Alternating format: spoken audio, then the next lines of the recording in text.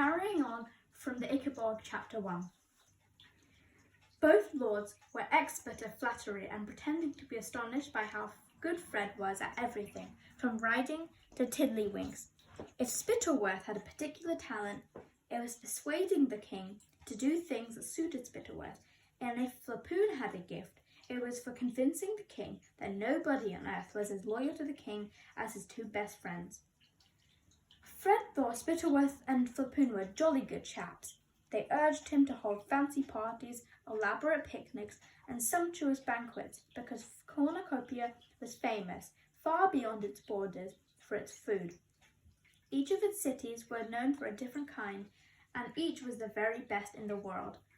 The capital of Cornucopia, Chauvel, lay in the south of the country, and was surrounded by acres of orchards, fields of shimmering golden wheat and emerald green grass, on which pure white dairy cows grazed.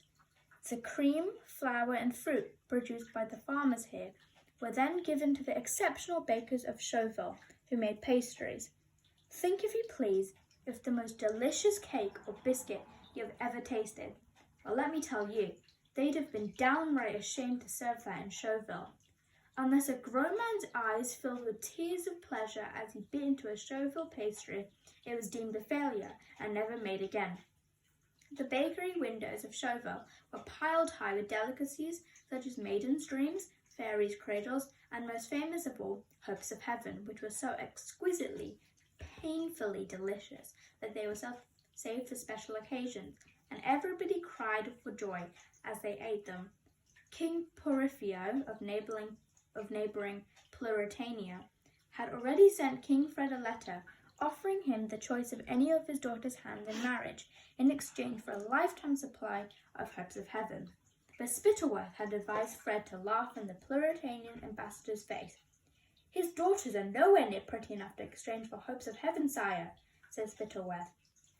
To the north of Chauvel lay more green fields and clear sparkling rivers, where jet black cows and happy pink pigs were raised. These in turn served the twin cities of Kurdsburg and Baronstown, which were separated from each other by an arching stone bridge over the main river of Cornucopia, the Fluma, where brightly coloured barges bore goods from one end of the kingdom to another.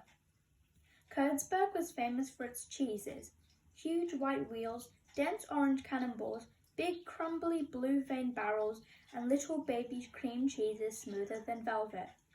Baronstown was celebrated for its smoked and honey-roasted hams, its sides of bacon, its spicy sausages, its melting beefsteaks, and its venison pies.